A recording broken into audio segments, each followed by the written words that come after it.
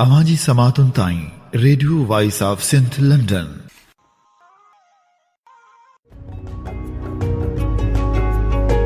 मां आहियां महताब अकबर राशिदी ऐं अवी ॿुधी रहिया आहियो मुंहिंजे पसंदि जो प्रोग्राम सूरज शाखूं कढियूं सॼी सिंध में।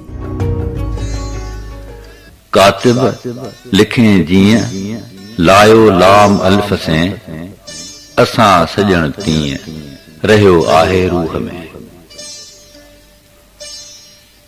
कोथो कागर कोरिए वेठो विञाई मस डोर तियाई दस अखर ज्याई जुड़िया। कहिड़ा चालीहा न चालीह जहिड़ो पसण पिरीअ जो।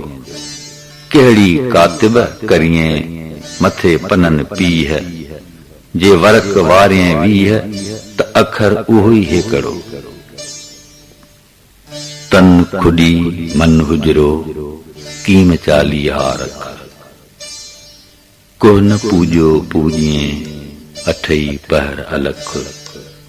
तातू पान परख सब कहीं दाह सामू। सब कह दाह सामू को हंध खाली ना है। अहदा जे अरख थिया से कार किबा का है। मुहिब मंझी मन माह मुंह अजान दिए उजियो।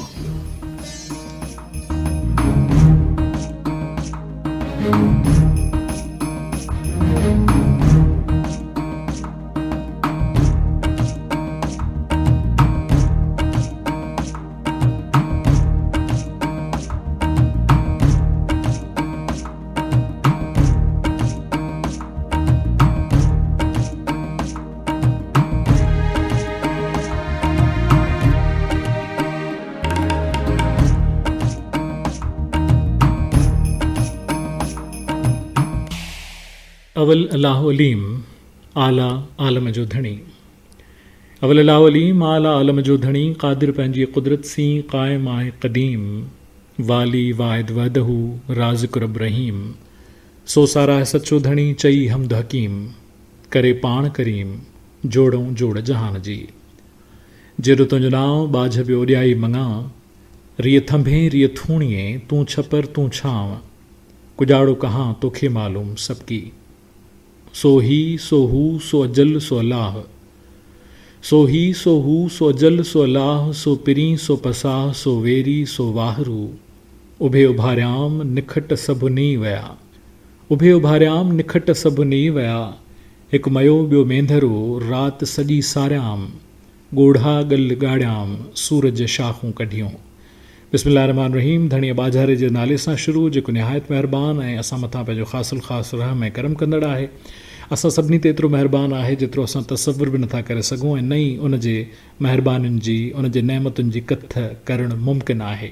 इहा इंसान जे अकुल जी वस जी ॻाल्हि न आहे जो हू कथ बि करे सघे त हुन कहिड़ियुनि कहिड़ियुनि नेमतुनि सां असांखे नवाज़ियो आहे। सिंध जो आवाज़ु सिंध जे सूर खे सिंध जी सभीता खे सिंध जी सूंहं खे दुनिया जी कुंड कड़छ ताईं पहुचाईंदड़ radio voice of Sindh London ऐं radio voice of Sindh London जो अव्हांजो मनपसंदि इहो असां प्रोक्लेम कोन था करियूं बल्कि तव्हां चवंदा आहियो तव्हां असांखे ॿुधाईंदा आहियो तव्हां ॾस ॾींदा आहियो त हीउ तव्हांजो मनपसंदि breakfast morning disc jockey show आहे ऐं उनजो नालो आहे हिन रेडियो शो जो नालो आहे सूरज शाखूं कढियूं ऐं उन ई प्रोग्राम सूरज शाखूं कढियूं जे सीज़न नंबर 3 जे प्रोग्राम नंबर 11 सां गॾु आऊं आहियां अव्हांजी ख़िदमत में हाज़िर। अव्हांजो मेज़बान मूंखे चवंदा आहिनि यासिर काज़ी। न मां उधमो न मां उडको न मां जलवो न मां झाती। न मां उधमो न मां उडको न मां जलवो न मां झाती। बिरह में बदगुबाननि जो न मां भाती न बाराती। न मां खंजर न मां बड़छी न मां कोडर न मां काती। न मां बज़मी न मां रज़मी न अधराती न जज़्बाती। मुंहिंजे ॿारनि से क़ब्र सलाम क़बूल पवे। तव्हां जिते बि रहो पंहिंजनि सां गॾु रहो खिलंदा मुरकंदा महकंदा बहकंदा टहकंदा ऐं चहकंदा रहो।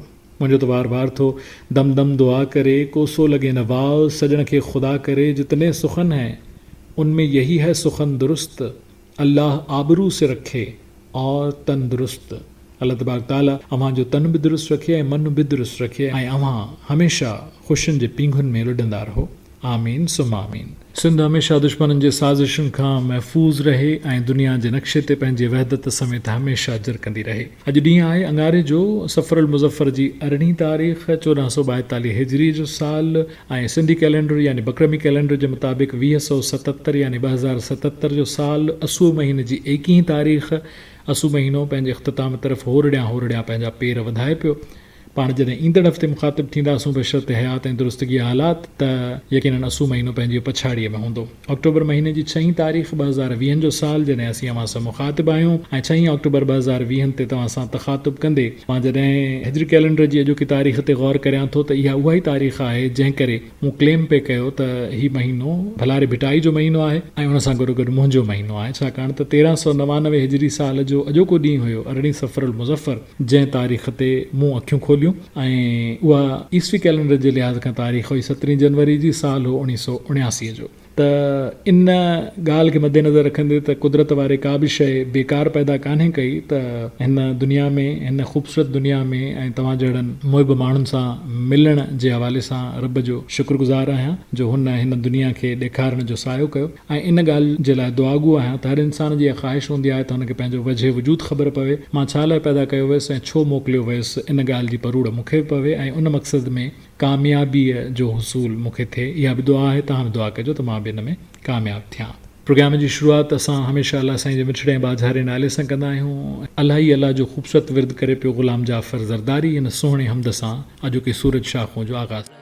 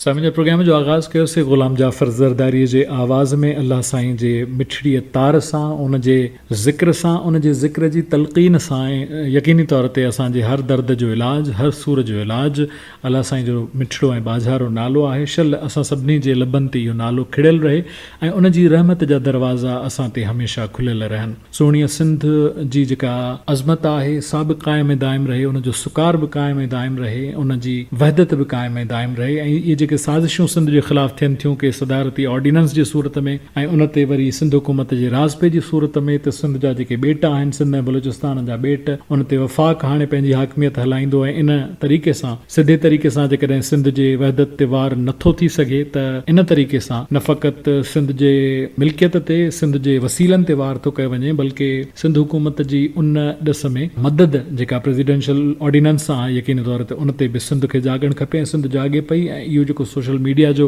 गोड़ आहे यकीनन इन्हनि जी चोटी पूरब थींदी पधरी, यकीनन इन जो को न को मुस्बत नतीजो निकिरंदो। असांखे इन ॻाल्हि जी उमेद आहे। प्रोग्राम आहे सूरज शाखूं कढियूं, जेको radio voice of Sindh London तां असीं अव्हांजी ख़िदमत में पेश करे रहिया आहियूं। अॼु जॾहिं असीं अव्हां सां मुख़ातिब आहियूं त उन खां 24 कलाक अॻु, बल्कि जेकॾहिं असां ॾिसूं त राति 12 लॻे ताईं 5 अक्टूबर जी तारीख़ हुई ऐं 5 अक्टूबर जी तारीख़ पूरी दुनिया में उस्तादनि जे आलमी ॾींहं जे तौर ते मल्हाई वेंदी आहे, सेलिब्रेट कई वेंदी आहे, कोमोमेरेट कई वेंदी आहे, इंडोर्स कई वेंदी आहे। उस्ताद हिकु अहिड़ो हीरो आहे जेको हीरे खे तराशे थो, शागिर्द जी सूरत में उनजो जेको बहितरीन टैलेंट आहे उनखे इज़हारण जो मौक़ो थो ॾे, उनखे इल्म जे नूर सां नवाज़े थो, संवारे थो। न फ़क़ति इल्म जे नूर सां बल्कि उनजी किरदार साज़ी बि करे थो, शख़्सियत साज़ी करे थो ऐं हिकु शागिर्द खे उनजे ख़ामिन खां परे वठी वञण में, उनजी शख़्सियत जी तामीर में ऐं उनखे मुआशरे जो हिकु कारगर फ़र्द बणाइण में ऐं उनखे इन ॻाल्हि जो अहसासु ॾियारण में त तुंहिंजूं ख़ूबियूं कहिड़ियूं कहिड़ियूं आहिनि ऐं उन्हनि ख़ूबियुनि खे वधीक पॉलिश करण में उस्ताद जो किरदारु हूंदो आहे। ऐं यकीनन अवां सभिनी पंहिंजनि उस्तादनि खे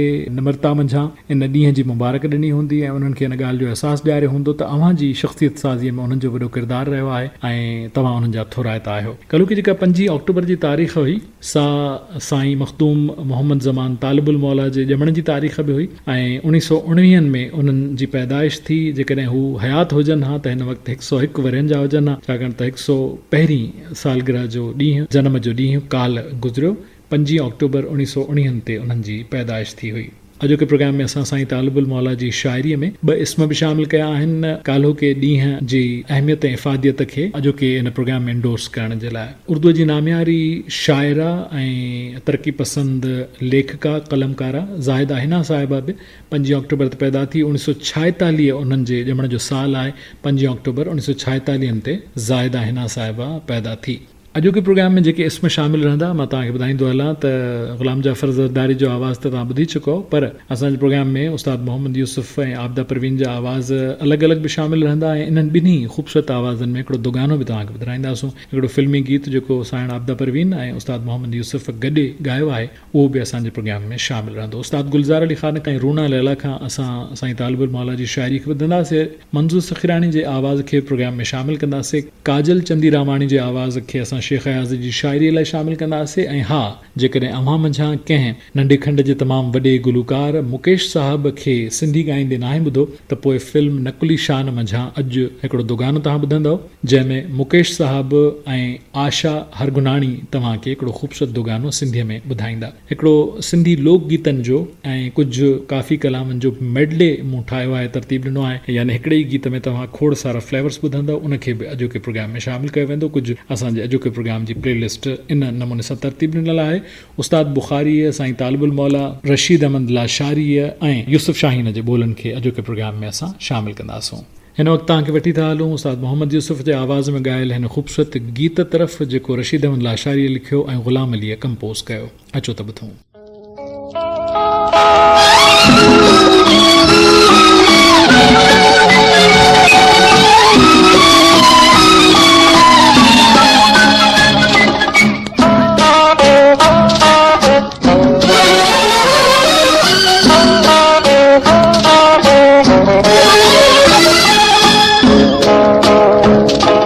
राहत मिले चिदर्द में हो, राहत मिले चिदर्द में, माँ प्यार था सबके इन प्यार का सदके दिलदार हम अता करो, दिलदार हम अता करो, दिलदार का सदके इन प्यार का सदके।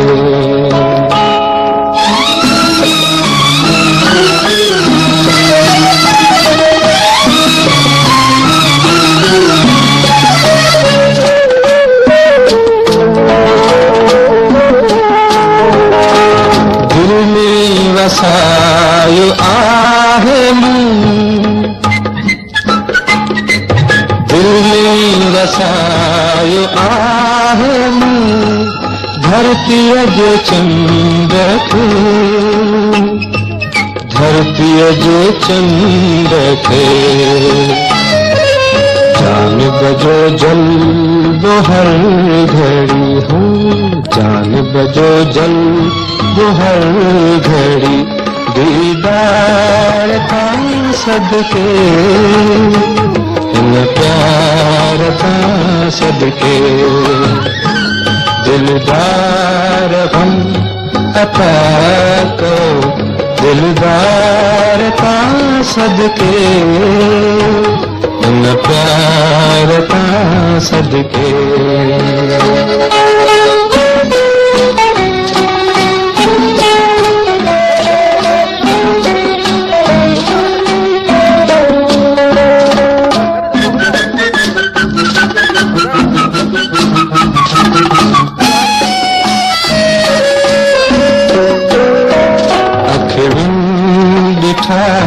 फलक ते सवे कहे कशां जा रंग, सवे कहे कशां जा रंग, रंगत सानूर सुनहरे हो, रंगत सानूर सुनहरे, सरदार का सदके इन प्यार का सदके, दिलदार हम अता करो, दिलदार का सदके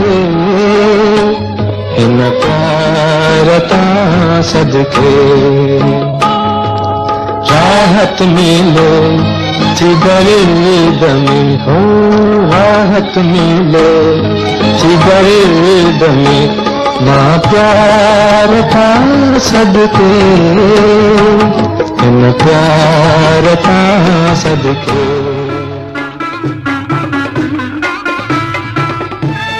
आवाया अमदाद हुसैनी। कारी कारी रात मथों बरसात, नवन अज रात ही पो, रात ही पो, रात ही पो, कारी कारी रात। ऐं अमी ॿुधी रहिया आहियो मुंहिंजे पसंदि जो प्रोग्राम सूरज शाखूं कढियूं, शाखूं कढियूं। जो चंद्र तनाया जो निहारी मुखे, मावे अलवक्त तनाया जो पुकारी मुखे, ईद जो चंद्र तनाया। सॼी सिंध में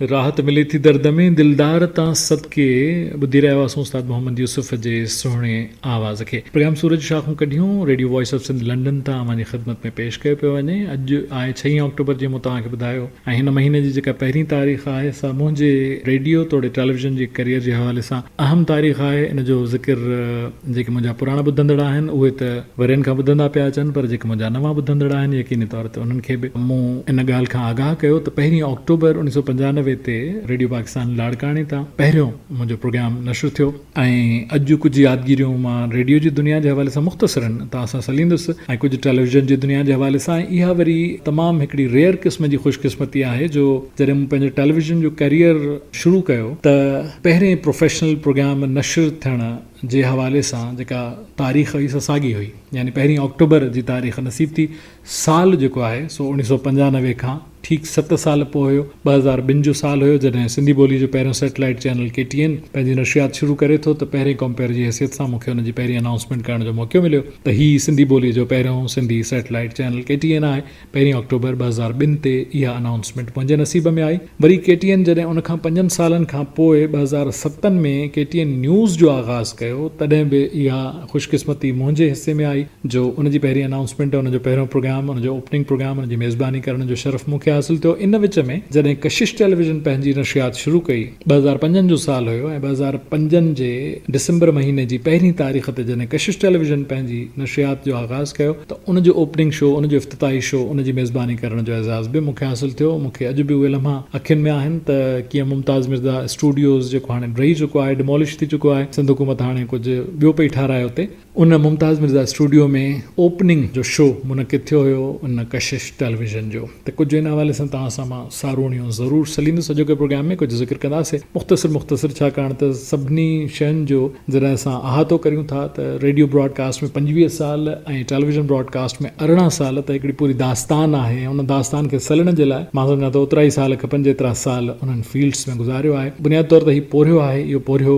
जेको बि जिते बि जेतिरो बि ॿुधंदड़नि वटि क़बूल पियो आहे, मुंहिंजी इहा ख़ुशकिस्मती रही आहे ऐं मुंहिंजो असासो मुंहिंजा ॿुधंदड़, मुंहिंजा ॾिसंदड़, मुंहिंजा पढ़ंदड़ रहिया आहिनि ऐं मां हमेशह अव्हांजो थोराइतो रहियो आहियां। ऐं हमेशह मूं तव्हांखे ॿुधायो आहे त तव्हां त हमेशह चवंदा रहंदा आहियो, जेके दोस्त फीडबैक ॾींदा आहिनि त हमेशह तव्हांजो प्रोग्राम ॿुधी या प्रोग्राम ॾिसी या तव्हांजो लेख पढ़ी कुझु न कुझु असांखे नओं सिखण लाइ मिलंदो आहे। पर इहा तव्हांखे ख़बर कान्हे त तव्हां मूंखे केतिरो सेखारियो आहे या तव्हांखे ॿुधाइण जे लाइ, तव्हांखे कम्युनिकेट ऐं डिसिमिनेट करण जे लाइ मूंखे केतिरी तयारी करणी पवंदी आहे ऐं मां तव्हांजे बहाने सां केतिरो सिखियो आहे। मां हिन वक़्तु तव्हांखे उन गीत तरफ़ वठी हलंदुसि जेको गीत इन हवाले सां यादगार आहे जो जॾहिं रेडियो पाकिस्तान लाड़काणे ते मूं पहिरियों प्रोग्राम रूह रिहाण प्रोग्राम कयो हुयो, जंहिंजो प्रोड्यूसर हुयो कौसर बुर्रो, ऐं इहो सुबुह जो 9:04 खां वठी 10 लॻे ताईं नशर थींदड़ प्रोग्राम हुयो। मां भायां थो अॼु बि इन ई नाले सां नशर थींदो आहे। उनजो वक़्तु उहो आहे या न आहे मूंखे इहा ख़बर न आहे, पर इहो जेको प्रोग्राम आहे सुबुह जो 9:04 खां वठी 10 लॻे ताईं नशर थींदो हुयो। पहिरें प्रोग्राम में कौसर बुर्रो साहिबु मूं सां गॾु वेठो, जंहिं प्रोग्राम खे ओपन कयो ऐं मूंखे मुतारिफ़ कराए पोइ माइक्रोफोन मुंहिंजे हवाले कयो ऐं बाक़ी प्रोग्राम मूं अकेले सिर कयो। ऐं मुंहिंजा पहिरियां लफ़्ज़ मूंखे यादि आहिनि, अस्सलाम वालेकुम सामीन सां मूं आगाज़ कयो ऐं जेको पहिरियों गीत मूं वॼायो हो उहो पहिरियों गीत तव्हांजी ख़िदमत में पेश करियां थो। जी हा, उहो इहो ई गीत हुयो जेको गीत हिन वक़्तु मां नशर करियां पियो ऐं पंहिंजे 1 अक्टूबर 1995 जे पहिरें ब्रॉडकास्ट जी यादि ताज़ी कंदे अव्हांजी ख़िदमत में आबिदा प्रवीन जे साइण जे आवाज़ में हिन गीत खे नशर करियां थो, जेको यकीनन तव्हां ॿुधंदड़नि मंझां बि घणनि ॿुधंदड़नि जो पसंदीदा गीत हूंदो। लख नाज़ सिखियो आहीं नवां। यादि करियूं था 1 अक्टूबर 1995 खे। तव्हांजी उमिरि उन वक़्तु केतिरी हुई? तव्हां ॼावा बि हुयो या पैदा बि कोन थिया हुयो, या जेकॾहिं ॼावा हो त तव्हांजी उमिरि केतिरी हुई? तव्हां बि उन तारीख़ खे यादि करियो ऐं हिन सुहिणे गीत खे ॿुधो। प्रोग्राम सूरज शाखूं कढियो में।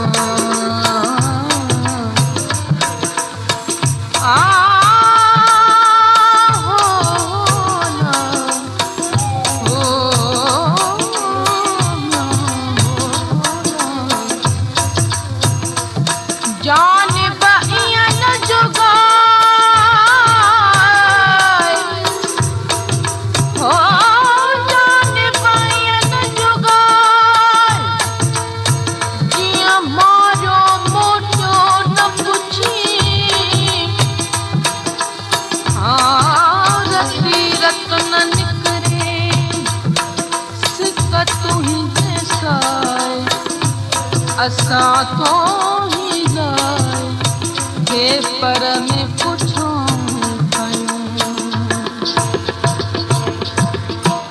लख नाज़ सिखो अहीं नवा हो नवा नाज़ सिखो अहीं नवा नवाड़े नवा मुश्किल कने जे हो मुश्किल कने जे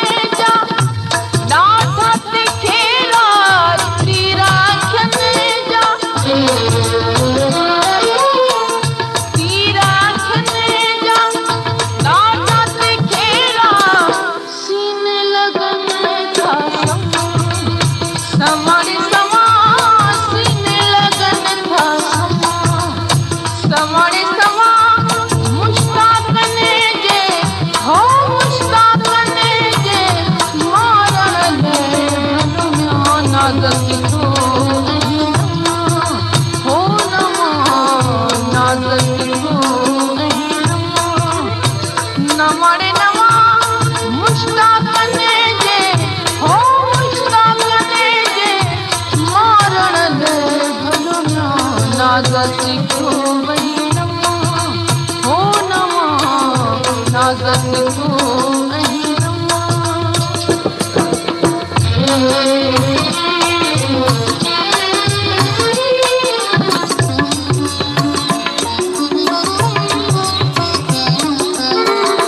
सबका सवे तुझे सूरन जाम्या सबका सवे तुझे सबका सवे तुझे सूरन जाम्या रोई कया तुम रमण रवा रोई कया तुम रमण रवा मुश्ताकन जे हो मुश्ताकन जे मारण ले भलो नाज़ सिखो वही नवा हो नवा नाज़ सिखो वही नवा न वणे नवा मुश्ताकन जे हो मुश्ताकन जे मारण ले भलो नाज़ सिखो वही नवा हो नवा नाज़ सिखो वही नवा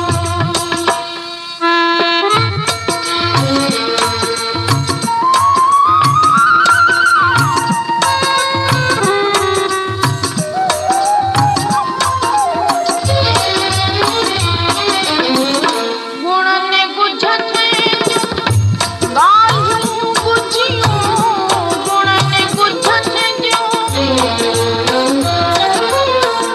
गुणने गुझने गायूं गुझियूं छाचे छाचमा जमणे जमा छाचे छाचमा जमणे जमा मुश्ताकन जे हो मुश्ताकन जे मारण ले भलो नाज़ सिखो वही नवा हो नवा नाज़ सिखो वही नवा न वणे नवा मुश्ताकन जे हो मुश्ताकन जे मारण ले भलो नाज़ सिखो वही नवा हो नवा नाज़ सिखो वही नवा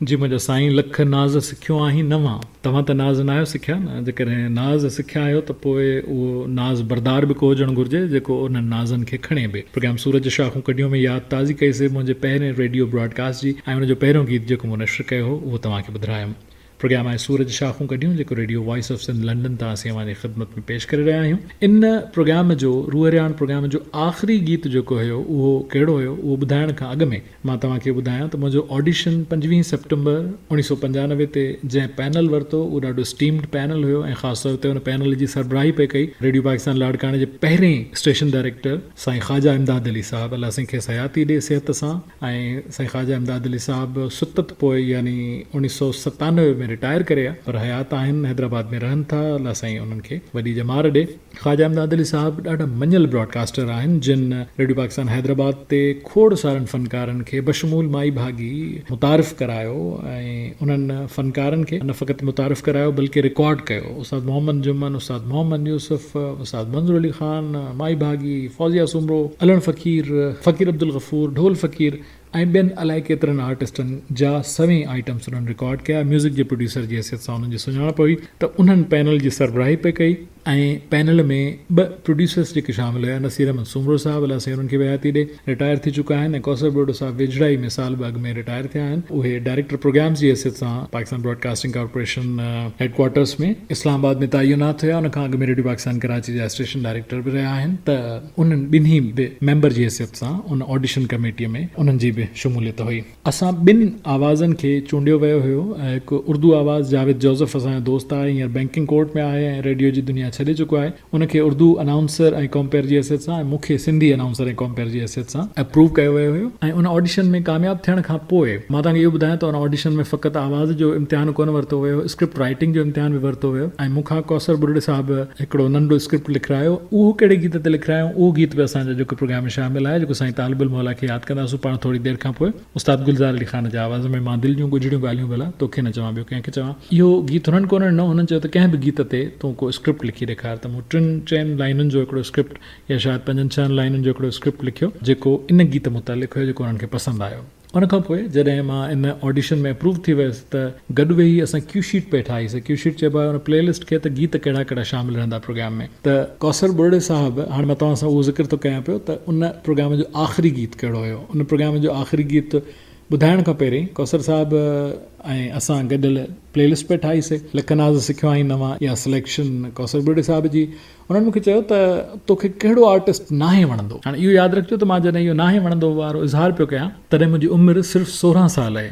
त मुंहिंजे ज़हनी बलूगत जी उमिरि तव्हां इमेजिन कजो। त मूं उन्हनि खे ठह पियो चयो त जलाल चांडियो, मूंखे जलाल चांडियो नाहे पसंदि। त कौसर बुर्डे साहिबु फौरन जलाल चांडियो जो हिकिड़ो गीत दर्ज कयो, उहो हुयो चए मां आख़िर ॿधी हथड़ा। इहो उन्हनि गीत दर्ज कयो आख़िरी गीत जी हैसियत सां। ऐं हुननि चयो त हमेशह यादि रख त जॾहिं बि तूं रेडियो प्रोग्राम करीं, माना हुननि पहिरियों सबक़ु मूंखे इहो ॾिनो त जॾहिं बि तूं रेडियो प्रोग्राम करीं त उन में फ़क़ति तोखे पंहिंजी पसंदि नाहे शामिलु करणी, तोखे ॿुधंदड़नि जी पसंदि शामिलु करणी आहे। बेशक तोखे जलाल चांडियो न वणंदो हुजे, पर तोखे ॿुधंदड़नि जी पसंदि जो ख़्यालु करिणो आहे। हू सुपर हिट आहे ॿुधंदड़नि में, तंहिंजे करे तोखे मां इहो अॼु सेखारियां थो त पंहिंजो नापसंदीदा गीत बि तूं न फ़क़ति शामिलु कंदे, बल्कि उनखे अहिड़े नमूने सां इंट्रोड्यूस कंदे जो ॿुधंदड़नि में उनजे ॿुधण जो उत्साह पैदा थिए। त इहा ॻाल्हि मूं पहिरें प्रोग्राम खां सिखी त मुंहिंजी प्लेलिस्ट या मां जेके ॻाल्हियूं कंदुसि या जेके इशूज़ उन में शामिलु रहंदा, उहे फ़क़ति उहे न हूंदा जेके मूंखे पसंदि हुजनि, बल्कि उहे हूंदा जेके अवाम जी पसंदि हुजनि, पब्लिक चॉइस हुजनि। त इहो पहिरियों सबक़ु कौसर बुर्डे साहिबु ॾिनो। उन में आख़िरी गीत जेको आहे सो चए मां आख़िर ॿधी हथड़ा मूं शामिलु कयो हो। सो साईं मुंहिंजा असां उस्ताद मोहम्मद यूसुफ जे आवाज़ खे शामिलु कयोसीं, साईं आबिदा परवीन जे आवाज़ खे शामिलु कयोसीं। हाणे मज़ो ईंदो जो ॿिन्ही जे आवाज़ में ही दो गानो शामिलु करियूं प्रोग्राम सूरज शाखूं कढियूं में।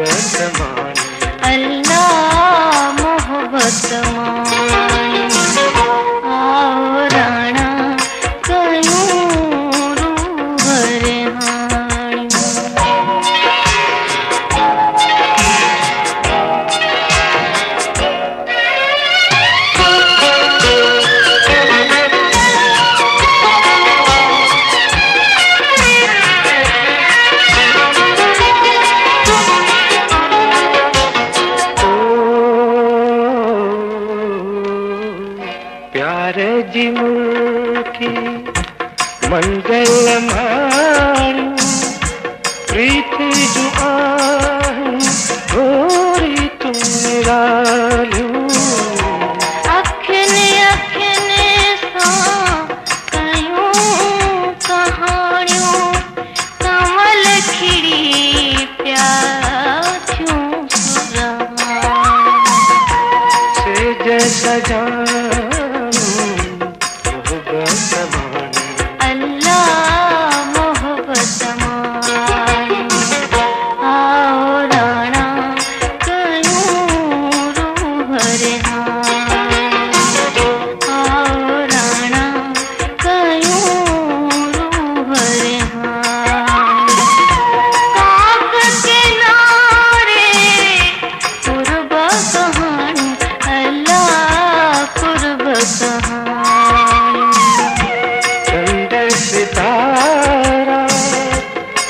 शैतान से जैसा जायूं मोहब्बत मानी अल्लाह मोहब्बत मानी आओ राणा कयूं रूह रिहानी आओ राणा कयूं रूह रिहानी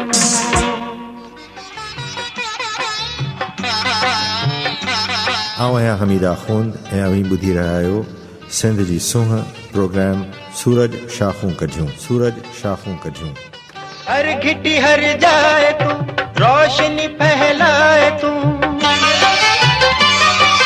हर घिटी हर जाए तू रोशनी फैलाए तू जिंदगी में रंग भर सूंह सा सहकार कर प्यार जो इजहार कर जिंदगी या मुख्तसर जिंदगी या मुख्तसर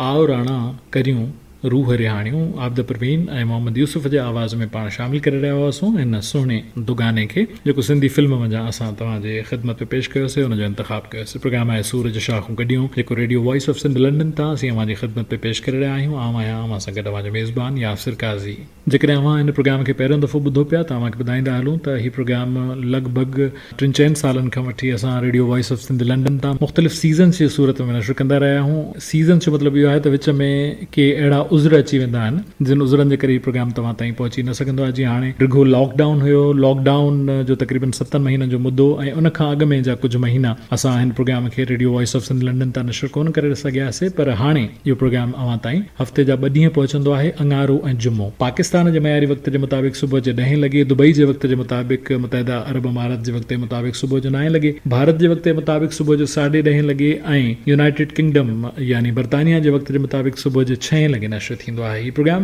रिपीट ब्रॉडकास्ट में शाम जो 6 लॻे पाकिस्तान जे मयारी वक़्त जे मुताबिक़ मुतहदा अरब अमारात जे वक़्त जे मुताबिक़ शाम जो 5 लॻे भारत जे वक़्त जे मुताबिक़ शाम जो 6:30 लॻे ऐं बर्तानिया जे मयारी वक़्त जे मुताबिक़ मंझंदि जे 2 लॻे नशर थींदो आहे हिननि 2 प्रोग्रामनि यानी सूरज शाखूं कढियूं जे 2 प्रोग्रामनि खां अलावा तव्हांजी मुंहिंजी मुलाक़ात थींदी आहे इंडस मेलोडीज़ में जेको हफ़्तेवार प्रोग्राम आहे हफ़्तेवार अंग्रेज़ी प्रोग्राम आहे पर इन अंग्रेज़ी प्रोग्राम में ॻाल्हि ॿोल जेका थींदी आहे सा सिंध मुतलिक़ थींदी आहे सिंध जी सूंहं सिंध जे सूर सिंध जे मसइलनि सिंध जी तारीख़ तहज़ीब तमदन खे डिस्कस कंदा आहियूं ऐं उन प्रोग्राम खे असां छंछर जे ॾींहुं पाकिस्तान जे मयारी वक़्त जे मुताबिक़ 3 पहरनि जे 3 लॻे ऐं बर्तानिया जे मयारी वक़्त जे मुताबिक़ सुबुह जे 11 लॻे नशर कंदा आहियूं इहो प्रोग्राम रिपीट थींदो आहे राति जे 10 लॻे पाकिस्तान जे मयारी वक़्त जे मुताबिक़ ऐं शाम जे 6 लॻे बर्तानिया जे लंडन जे मयारी वक़्त जे मुताबिक़ जेकॾहिं तव्हां उन्हनि खे ॿुधण जो इश्तियाक रखो था त इन ॾींहं ते इन्हनि वक़्तनि ते तव्हां इन प्रोग्राम खे ॿुधी सघो था पाण सवेल 5 अक्टूबर जो ज़िक्र पिया कयोसीं मां हिकु ॾींहुं अॻु में जो जॾहिं ज़िक्र कयो त हिकु ॾींहुं बाद जो बि ज़िक्र कंदो हलां सुभाणे 7 अक्टूबर जी तारीख़ आहे ऐं 7 अक्टूबर जी तारीख़ सिंधी ॿोलीअ जे नामियारे सहाफ़ीअ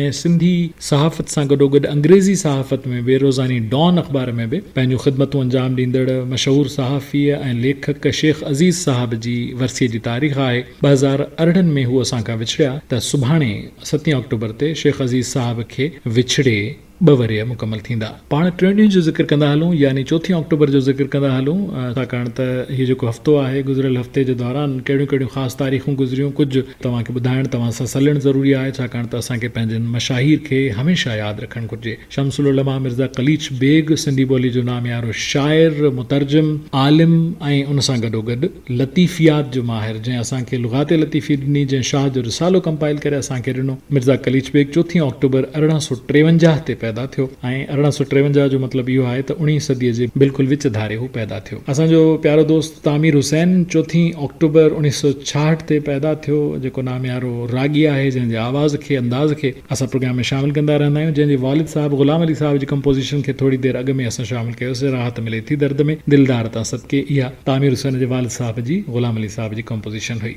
4 अक्टूबर 1995 उहा बदकिस्मत तारीख़ आहे जंहिं तारीख़ ते पाकिस्तानी फिल्म इंडस्ट्रीअ जो लॉलीवुड जो नामियारो प्लेबैक सिंगर मसूद राना जंहिंजो ताल्लुक़ मीरपुर ख़ास सां हो उहो विछड़ी वियो उनजे विछड़ण जी तारीख़ 4 अक्टूबर 1995 आहे ऐं सिंध जे पहिरें गवर्नर सर ग़ुलाम हुसैन हिदायतुल्लाह जी वफ़ात थी 4 अक्टूबर 1948 ते। 4 अक्टूबर जी तारीख़ सर ग़ुलाम हुसैन हिदायतुल्लाह जे हवाले सां बि अहम तारीख़ आहे।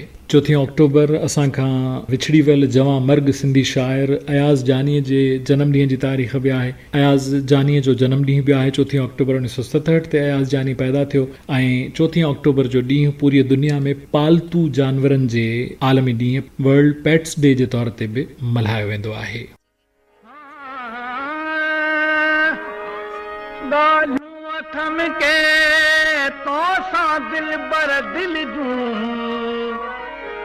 चवा चैल सधा सौ जनमों ते से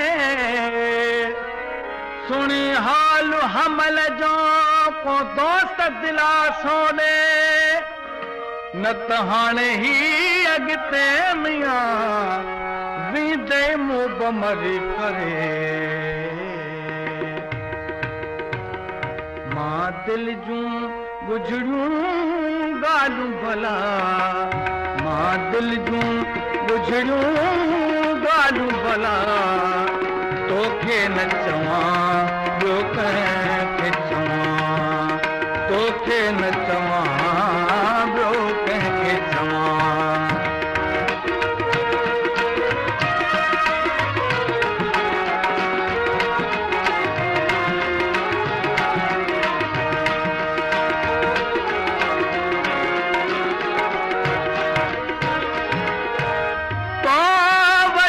हुजत जी जाए न का तो वट न हुजत जी जाए न का चौके सभला है सूरत हया गर्दन जी हकीकत माहे लगा गर्दन जी हकीकत माहे लगा तोखे न चवां ॿियो कंहिंखे चवां तोखे न चवां ॿियो कंहिंखे चवां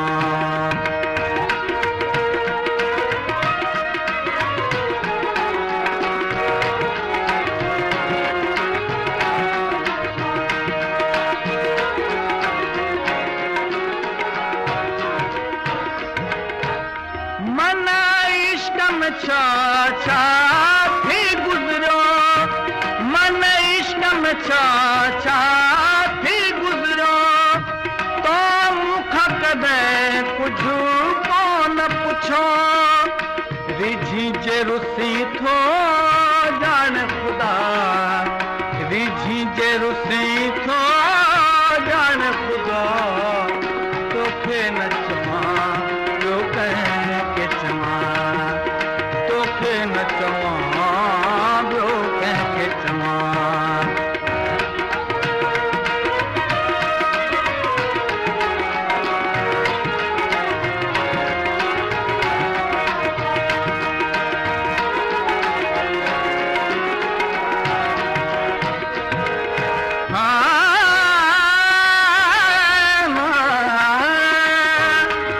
मोटिया मिठा सजण सारे थो घणो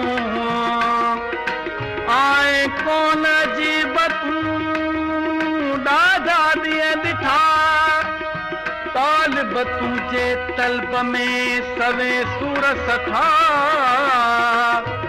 कुर्ब में कठा थी रहूं रातूं ॾींहड़ा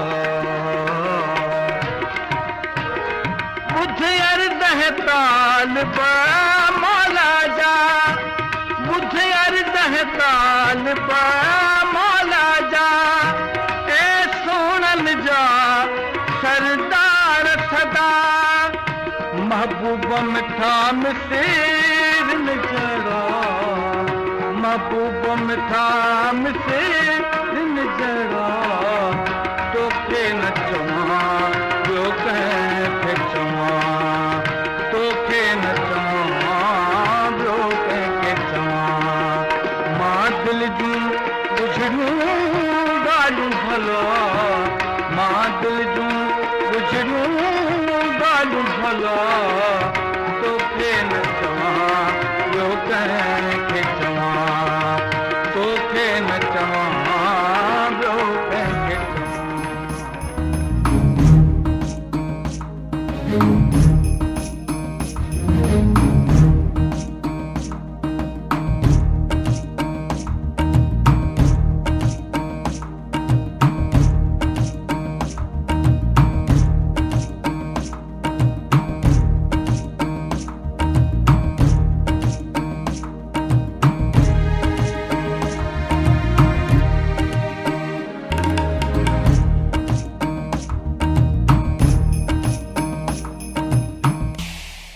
मां दिल जूं गुझड़ियूं ॻाल्हियूं भला तोखे न चवां, ॿियो कंहिंखे चवां।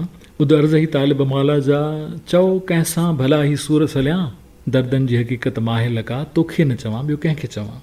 साईं तालिबुल मौला जंहिंजो जनम ॾींहुं काल्ह गुज़रियो, 5 अक्टूबर ते गुज़रियो, असां उन्हनि जी ख़ूबसूरत कलाम खे शामिल करे रहिया हुआसीं उस्ताद गुलज़ार अली ख़ान जे आवाज़ में। प्रोग्राम आहे सूरज शाखूं कढियूं, जेको radio voice of Sindh London तां असीं अव्हांजी ख़िदमत में पेश करे रहिया आहियूं ऐं पेश कंदा आहियूं हर अंगारे ऐं जुमे ते। आऊं आहियां अव्हां सां गॾु अव्हांजो मेज़बान यासिर काज़ी। असां गुज़िरियल कुझु ॾींहंनि जे अहम तारीख़ुनि जो ज़िक्र कंदे 4 अक्टूबर जो ज़िक्र करे रहिया हुआसीं हिन गीत खां पहिरियां, ऐं हाणे उन खां हिकिड़ो ॾींहुं पहिरियां यानी 3 अक्टूबर जो ज़िक्र कंदासूं। 3 अक्टूबर जी तारीख़ नामियारे प्लेबैक सिंगर जंहिं सिंधीअ में बि चङो ख़ासो पंहिंजे फ़न जो मुज़ाहिरो कयो आहे ऐं उर्दू फिल्मुनि जे लाइ बि ॻायो आहे, अरशद महमूद, जंहिंजी मादरी ॿोली त पंजाबी आहे पर रोहिड़ीअ में पैदा थियण जे करे हू सिंधी तव्हां असां वांगुरु सुठी ॻाल्हाए थो। ऐं अरशद महमूद 3 अक्टूबर 1949 ते पैदा थियो रोहिड़ीअ में, रोहिड़ी लोको शेड में हुनजी पैदाइश थी। 3 अक्टूबर 2009 जी तारीख़ लाल मोहम्मद जेको पाकिस्तानी फिल्मुनि जो नामियारो म्यूज़िक डायरेक्टर हो ऐं मशहूर म्यूज़िक डायरेक्टर जोड़ी लाल मोहम्मद इक़बाल जो हिस्सो हुयो। लाल मोहम्मद जो इंतकाल थियो 3 अक्टूबर 2009 ते। लाल मोहम्मद इक़बाल जी जोड़ीअ जो जेको ॿियो साथी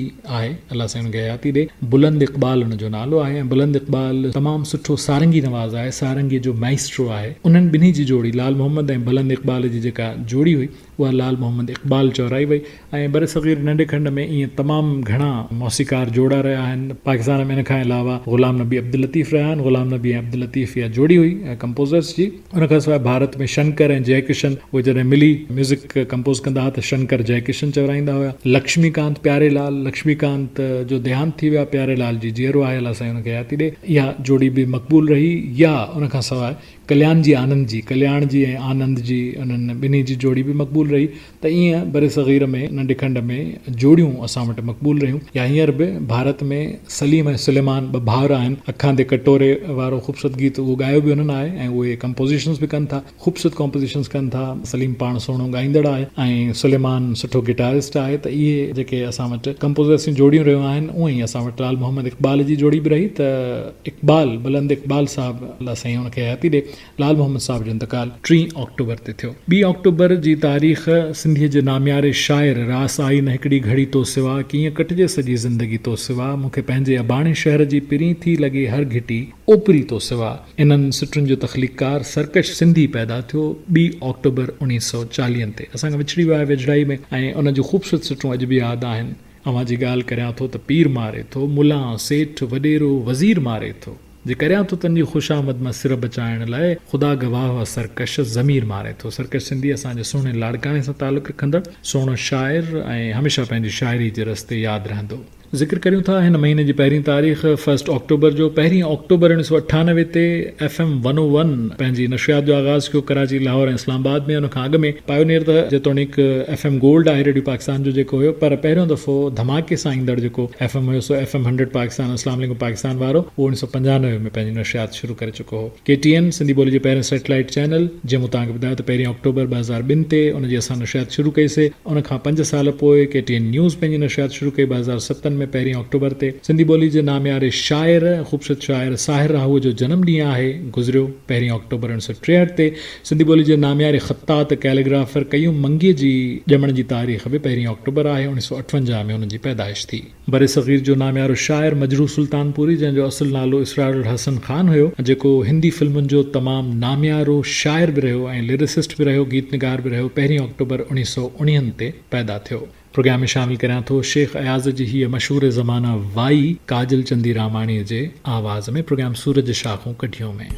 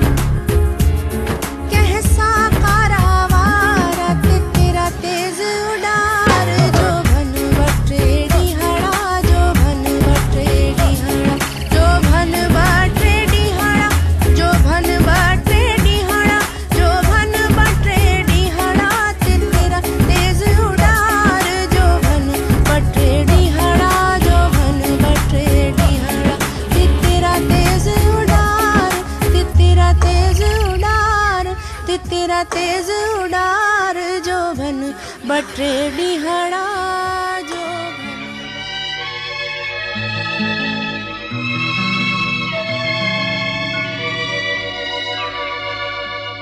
आऊं आहियां अब्दुल गफ़ार तबस्सुम।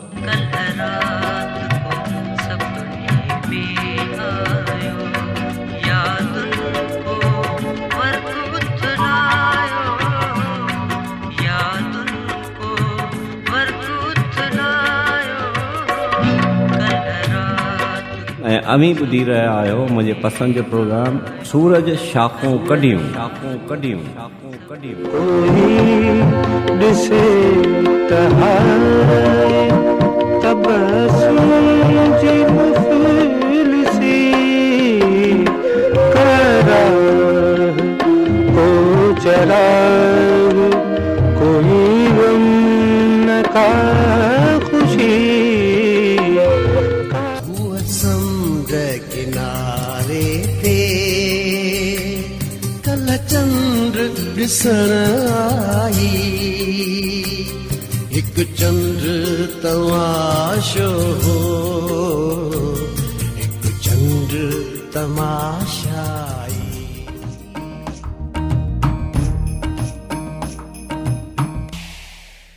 मुंद निभाइनि कीन था कंहिंसां कारा वार।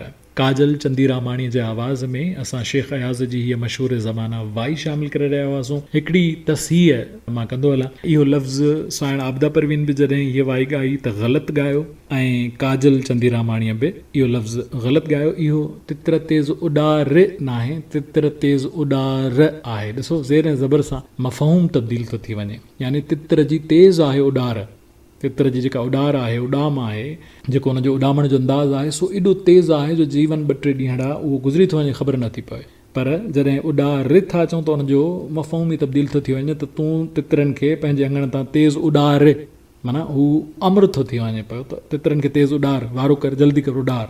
हालांकि इहो आहे त तितर तेज़ उॾार, तितर जी उॾार तेज़ आहे ऐं उहो ख़बर ई नथी पए पई त मुंद निभाइनि कीअं था कंहिंसां कारा वार। ॾिसो तव्हां सभिनी काफ़ियनि ते ज़बर आहे, कंहिंसां कारा वार, तितर तेज़ उॾार, मतां फूल छणी वञनि नाए मेंदीअ ॾार, त इहे सभई काफ़िया रे ते ज़बर सां आहिनि। तंहिंजे करे इहो हिकिड़ो काफ़ियो रे ते ज़ेर सां कीअं थो थी सघे। सो इहो साइण काजल बि ग़लती कई ऐं इहो मूं हुनखे ॿुधायो आहे, साम्हूं ॿुधायो आहे त इहो ग़लति ॻाल्हि आहे ऐं हाणे जॾहिं बि तव्हां कंहिं फंक्शन में ॻायो त घटि में घटि हुनखे करेक्ट करे ॻायो। रिकॉर्डिंग में त उहो ग़लति थी वियो ऐं साइण आबदा परवीन बि इहो ग़लति ॻायो आहे, तितर तेज़ उॾार करे ॻायो आहे। प्रोग्राम आहे सूरज शाहूं कढियूं, जेको radio voice of Sindh London तां असीं अव्हांजी ख़िदमत में पेश करे रहिया आहियूं। इन खां अॻु में जो मां तव्हांखे भारत में ठहंदड़ सिंधी फिल्म नकली शान जेका 1972 में ठही उन लाइ ॻायल मुकेश ऐं आशा हरगुणाणी जे आवाज़ तरफ़ वठी वञा, हिकिड़ो ख़ूबसूरत दुगानो तव्हांखे ॿुधायां ऐं उनजी धुन बि ॾाढी ख़ूबसूरत आहे। ऐं मज़े जी ॻाल्हि इहा आहे त इन ई धुन ते मुकेश साहिबु हिकिड़ो हिंदी दुगानो, उर्दू हिंदी दुगानो बि ॻायो आहे। सो या त उहो पहिरियों ई रिकॉर्ड थियो हूंदो ऐं उन खां पोइ सिंधी फिल्म वारनि उन्हनि खे चयो हूंदो त साॻीअ धुन ते तव्हां नवां लिरिक्स उन्हनि खे लिखाए ॾिना हूंदा त तव्हां इहे असांखे गीत ॻाए ॾियो। त इहो मां इन खां पहिरियों जो तव्हांखे ॿुधायां, पाण ज़िक्र करे रहिया हुआसीं 1 अक्टूबर जो, ऐं 1 अक्टूबर जे हवाले सां कुझु ॿिया सिग्निफिकेंट वाक़िया बि गुज़रिया आहिनि जिन जो ज़िक्र ज़रूरी थो सम्झां।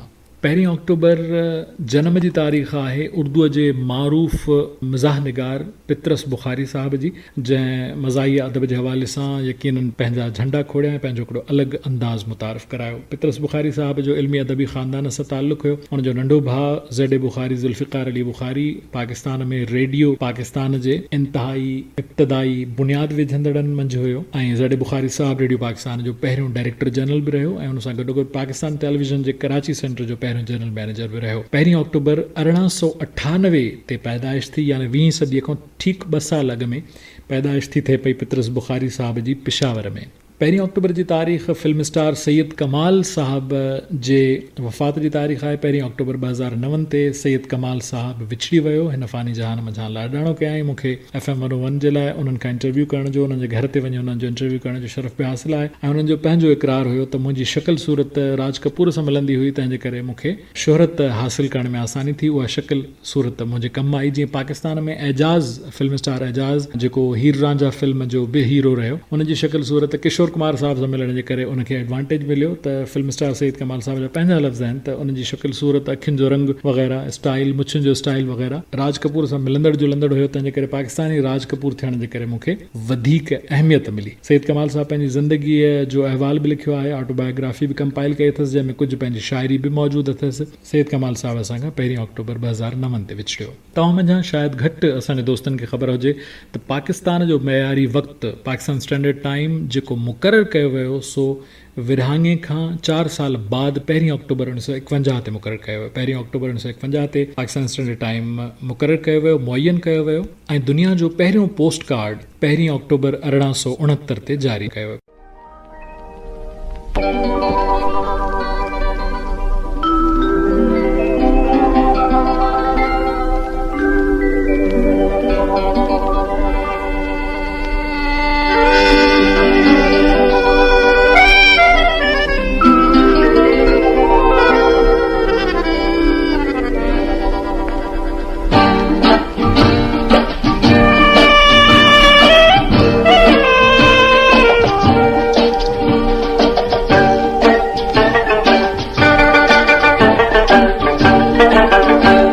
हसीन रात आ मस्त आफिजा सावणी घटा कीअं रहूं जुदा ही वक्त प्यार जो प्यार प्यार कर तू प्यार कर। हसीन रात आ मस्त आफिजा सावणी घटा कीअं रहूं जुदा ही वक्त प्यार जो प्यार प्यार कर तू प्यार कर। हसीन रात आ मस्त आफिजा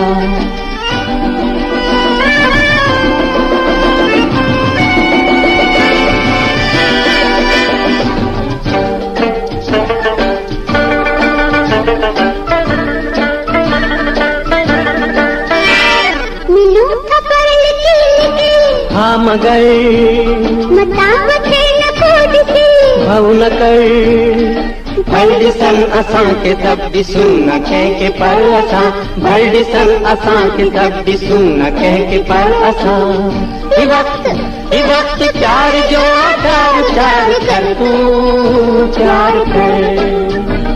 हसीन रात आ मस्त आफिजा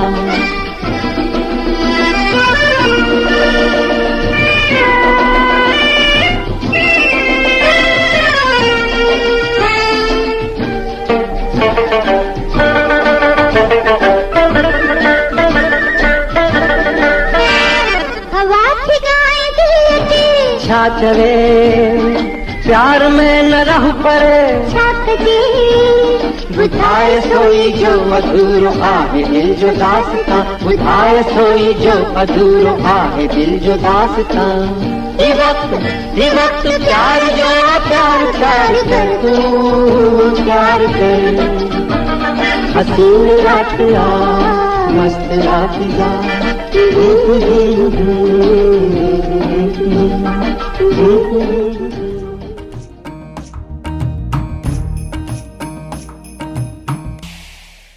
मुंहिंजा आशा हरगुनाणी ऐं मुकेश साहब जे आवाज़ में फिल्म नकली शान जेका 1972 में भारत में ठही उन मंझां ई गीत ॿुधाए रहिया हुआसीं। हसीन रात आहे प्रोग्राम आहे सूरज शाखूं कढियूं जेको radio voice of Sindh London तां असीं अव्हांजी ख़िदमत में पेश करे रहिया आहियूं। प्रोग्राम खे सिकंदर थेबे साहब पसंदि कयो ऐं ख़ासि तौर ते गुज़िरियल अंगारे वारे प्रोग्राम खे नगद सीमा साहिब तव्हांजी वॾी महिरबानी जो तव्हां प्रोग्राम खे पसंदि कयो। जुनेद ख़ान साहब तव्हांजो असां ताईं फीडबैक पहुतो। एहसन अली साहब प्रोग्राम खे तव्हां पसंदि कयो। राशिद लगारी साहब तव्हां बि प्रोग्राम खे पसंदि कयो ऐं तव्हां चयो तव्हां 2008 खां मुंहिंजा प्रोग्राम ॿुधो पिया ऐं तव्हां मुंहिंजा तमामु वॾा फैन आहियो, तव्हांजी वॾी महिरबानी। एहसान अली साहब चयो त सुहिणो शो हर भेरे वांगुरु, वॾी महिरबानी। बिलाल जमाली साहब बि प्रोग्राम खे पसंदि कयो। अदा मामा बदीन खां प्रोग्राम खे पसंदि कयो पर हींअर हैदराबाद में ॿुधनि पियूं ऐं उन्हनि चयो त लिख नाज़ सिखियो आई नवां, उहा मुंहिंजी बि पसंदि हुई। तव्हांजी महिरबानी जो तव्हां मुंहिंजी पसंदि खे शामिलु कयो, वॾी महिरबानी। हिकु तीर सां ॿ शिकार थी विया। मूं पंहिंजे पहिरें रेडियो ब्रॉडकास्ट खे यादि पिया कयो 1 अक्टूबर 1995 खे, जेकॾहिं इहो इतफ़ाक़ सां अव्हांजे बि पसंदि जो गीत आहे त पोइ यकीनी तौर ते इहो मुंहिंजो फ़ाइदो आहे। तव्हां तव्हां इहो पुछो आहे त दुनिया जो पहिरियों पोस्ट कार्ड जंहिंजो तव्हां ज़िक्र कयो 1 अक्टूबर ते जारी थियो, उहो किथां जारी थियो हो? तव्हांखे ॿुधाईंदो हलां त 1869 में यानी 19 सदीअ जे 17हें साल जे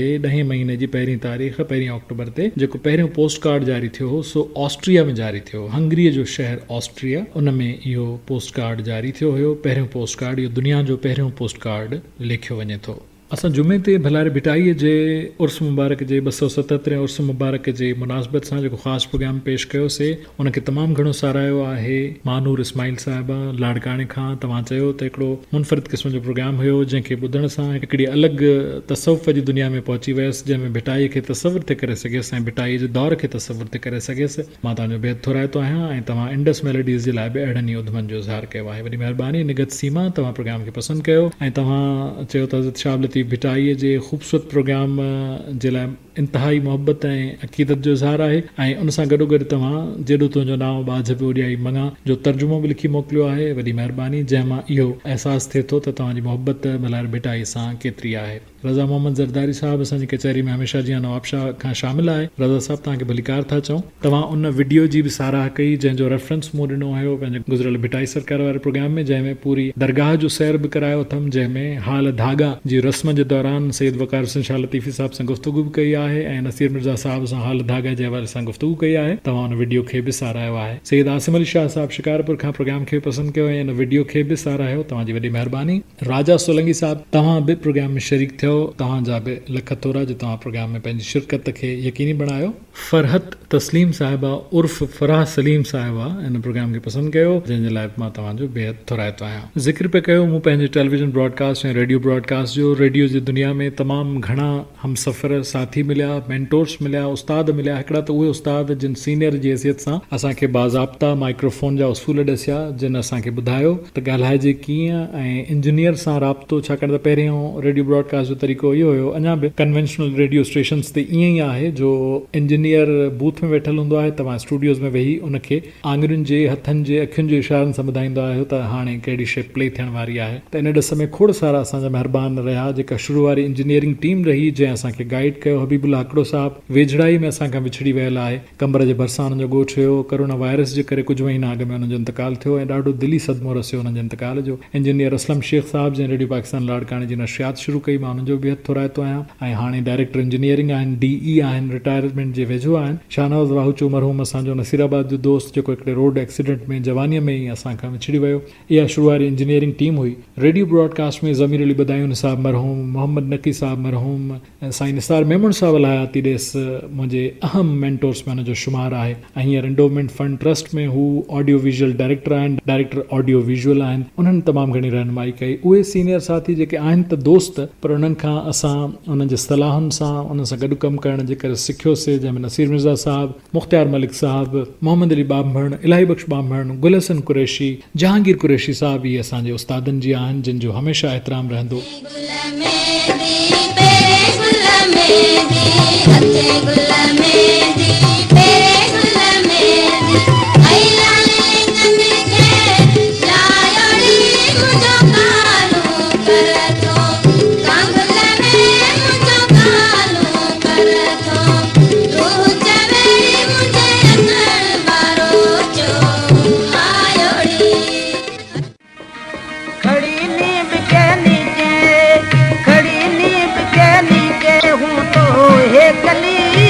जातोड़ो पटाड़ू माना छनी मनी देख ले, जातोड़ो पटाड़ू माना छनी मनी देख ले।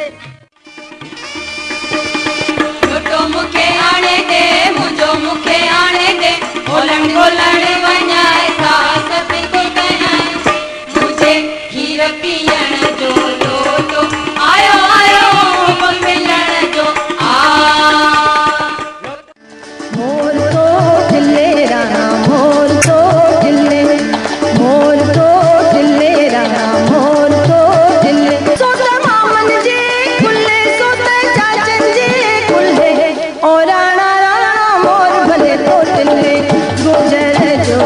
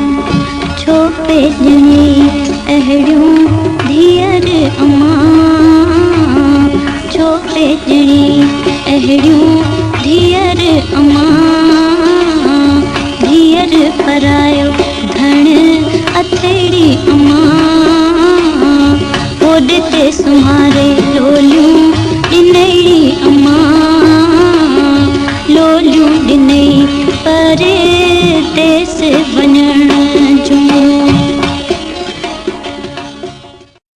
सुना पंहिंजे अखियुनि खे सुना पंहिंजे अखियुनि खे इहे तीर न हणे पल पल तूं इहे तीर न हणे पल पल तूं कशय जॾहिं थी तुंहिंजे मुक़ाबिल नज़र अचे मुक़ाबिल नज़र अचे तुंहिंजे शुआ सां दीद जे क़ाबिल नज़र अचे क़ाबिल नज़र अचे कीअं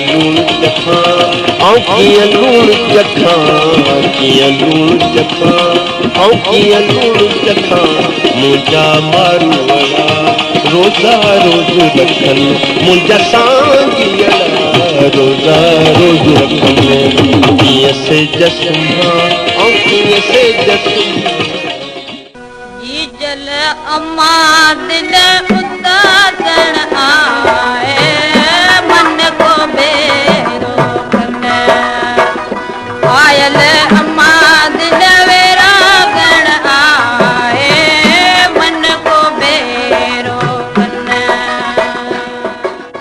तम तम में छू याद को बन मारो तम में छू याद को बन जंदा लगा जंदा करी लगा लगा जंदा करी लगा लगा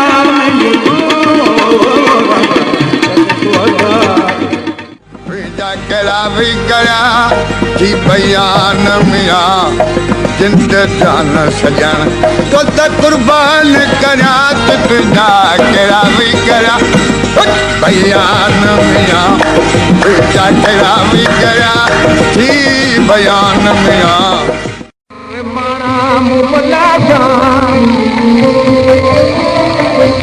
कुछ सोचल थी उसियाणो राणल तुझे रुसण जो समझीअ में झोलाणो राणल तुझे रुसण जो समझीअ में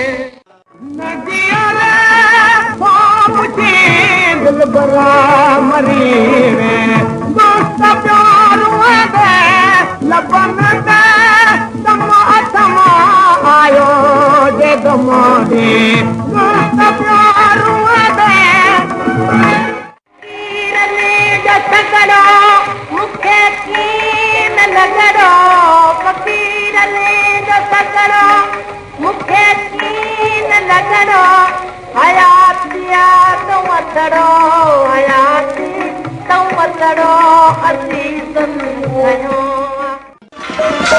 परे आए दिल जे चमन खां बहार उञायल अखियुनि के अचे को करार उञायल अखियुनि के अचे को करार ओ दिल मस्तो मस्त हक मौजूद सदा मौजूद हक मौजूद सदा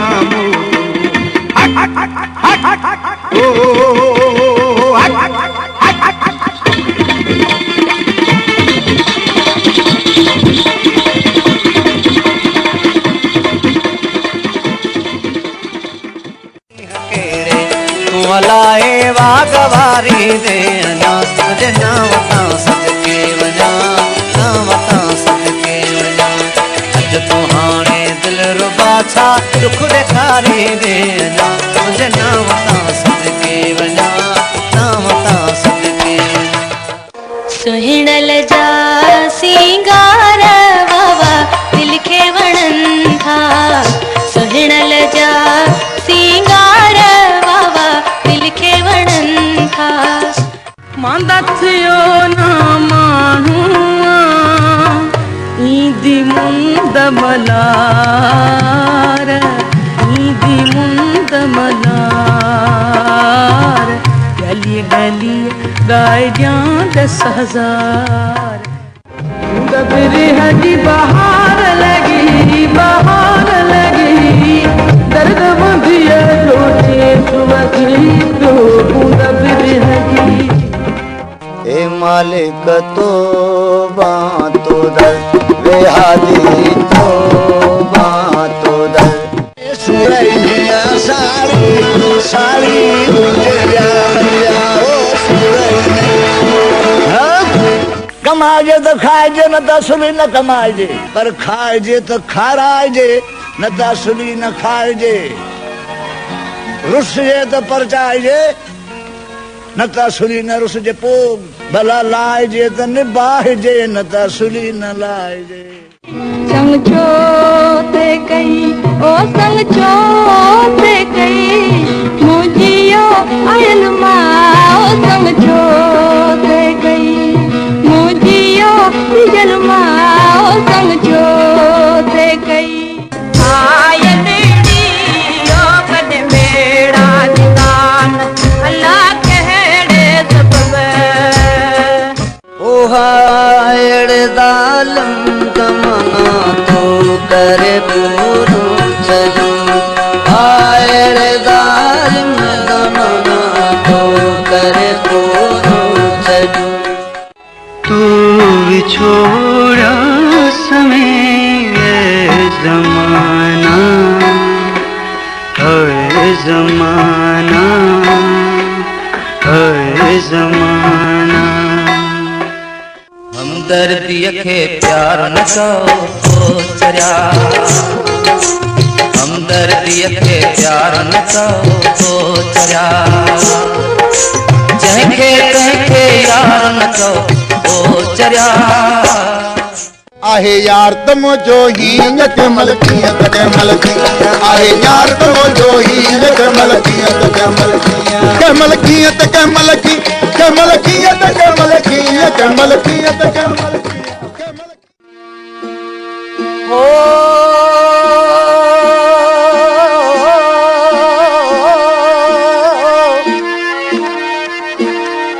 अलो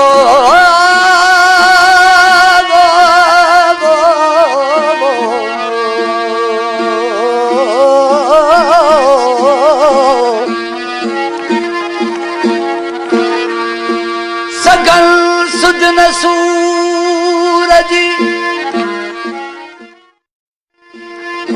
लगो मुझे अंदर में आड़ा लगो मुझे अंदर में आड़ा लगो मुझे अंदर में आड़ा सुरन मुझो सुकून लायो फिरते निभाए निजे निजे निह निभाए निजे निजे अवल लाए होए नाच निजे निह निभाए निजे नाल माही तने लगिया दिलिया नाल माही लगिया नाल माही तने लगिया दिलिया ओ इश्क दा कलमा भर बैठे असा सिरदा सौदा कर बैठे असा सिरदा सौदा कर आऊं आहियां इफ्तिखार सुमरो अमी ॿुधी रहिया आहियो मुंहिंजो पसंदीदा प्रोग्राम सूरज शाखूं कढियूं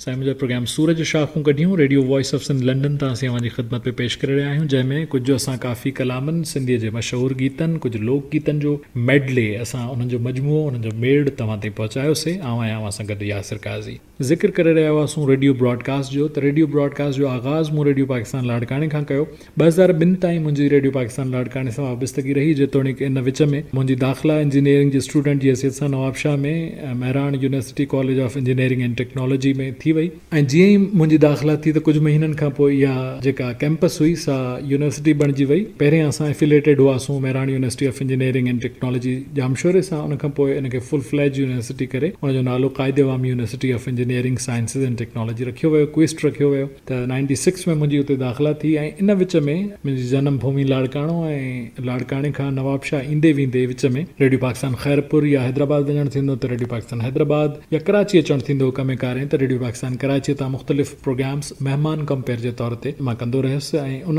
जो हिकिड़ो सिलसिलो हूंदो त NOC वठिबी हुई उन होम स्टेशन खां जंहिं स्टेशन जा तव्हां कंपेयर आहियो उतां NOC वठिबी हुई त हीअ असांजो फलाणी कैटेगरी में अप्रूव थियल कंपेयर आहे, जेकॾहिं तव्हां कोई प्रोग्रामनि खे ॾियणु चाहियो या कराइणु चाहियो त असांखे कोई एतिराज़ु कोन्हे। पर असल में जेका शुरूआती टीम हुई यानी कौसर बुर्डो साहब, नसीर सुमरो साहब ऐं ख्वाजा अहमदाद अली साहब, उन्हनि जो सुतत ई ट्रांसफर थी वियो ॿियनि स्टेशन्स ॾांहुं त उहे जंहिं स्टेशन ते हूंदा हुआ त उहे हूअं ई सुञाणींदा हुआ त बिना कंहिं NOC जे बि प्रोग्राम्स कंदा रहियासीं। मिसाल जे तौर ते नसीर मिर्ज़ा साहब सां इल्मी अदबी हवाले सां वॾी पुराणी वाबस्तगी हुई त जेकॾहिं रेडियो हैदराबाद ते उन्हनि सां मिलणु वञिबो हो त हू पुछंदा हुआ त सुबुह जो छा थो करीं, कुझु कोन थो करियां, त पोइ सुबुह जो अचु त सुबुह महिराण में गॾु वेंदासीं। त इहा ख़ुशकिस्मती हूंदी हुई मुंहिंजी जो हिकिड़े स्टूडियोज़ में मां माइक्रोफोन शेयर थो कयां पियो नसीर मिर्ज़ा साहब सां, सीनियर ब्रॉडकास्टर सां गुल हसन कुरैशी साहब सां। त इहा वाबस्तगी रेडियो पाकिस्तान सां जेका मुंहिंजी रही ख़ासि तौर ते रेडियो पाकिस्तान लाड़काणे सां 2002 ताईं रही। 2002 खां पोइ कराची अचणु थियो मुस्तक़िल तौर ते ऐं 2003 खां वठी मुंहिंजी बाज़ाब्ता वाबस्तगी FM 101 सां हिकु RJ जी हैसियत सां थी।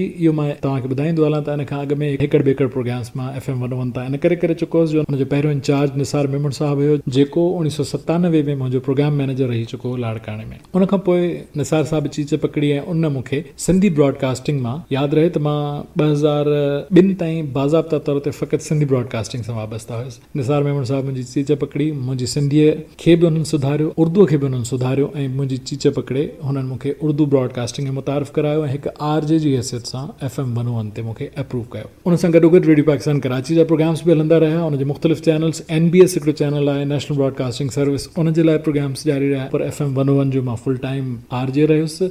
इहा मुंहिंजी वाबस्तगी 2010 ताईं रही। 2003 खां वठी 2010 ताईं। 2010 में हिकिड़ो नओं रेडियो शुरू थियो जंहिंजो नालो हुयो हमारा FM 94.6। उन सां मुंहिंजी वाबस्तगी रही 2010 खां वठी ऐं कुझु महीननि खां पोइ यानी जनवरी में मुंहिंजी इहा वाबस्तगी रही। कुझु महीननि खां पोइ इन चैनल जो नालो तब्दील थियो ऐं उनजो असलो को पुराणो नालो शालीमार FM 94.6 थियो। त मां उन में प्रोड्यूसर ऐं RJ जी हैसियत सां न फ़क़ति वाबस्ता रहियुमि बल्कि मुंहिंजो उनजो जेको मॉर्निंग शो हुयो उहो ॾाढो हिट मॉर्निंग शो रहियो, FM WYQ fresh morning with Yasir Qazi, जेको 3 कलाकनि जो मॉर्निंग शो हूंदो हो सूमर खां जुमे ताईं। ऐं छंछर ते इंडस जंक्शन जे नाले सां मां हिकिड़ो प्रोग्राम कंदो हुयुसि जंहिंमें उर्दू सिंधीअ जी गुफ़्तगू गॾियल हूंदी हुई ऐं सिंधी प्लेलिस्ट हूंदी हुई। मुंहिंजी 94.6 सां वाबस्तगी 2012 ताईं रही। 2012 नवंबर खां वठी मां FM 105 रेडियो नेटवर्क सां वाबस्ता रहियुमि ऐं इन विच में ई असांजी वाबस्तगी radio voice of Sindh London सां तक़रीबन 2014 में थी ऐं वॉइस ऑफ सिंध लंडन जे लाइ 2014 खां वठी हाणे ताईं तव्हांजी ख़िदमत में पेश थींदो रहां पियो। ऐं जेका बि कची फिकी महिनत जेको पोरियो आहे उहो तव्हांजे साम्हूं आहे। केतिरे क़दुरु क़ाबिल क़दुरु आहे या न आहे उनजो फ़ैसिलो तव्हां कंदव।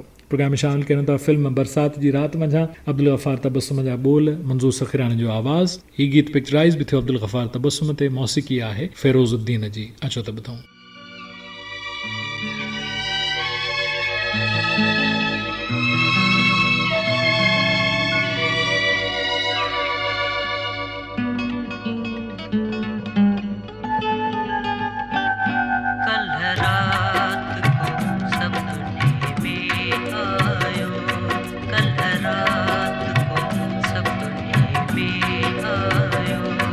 याद उनको वर्क उतना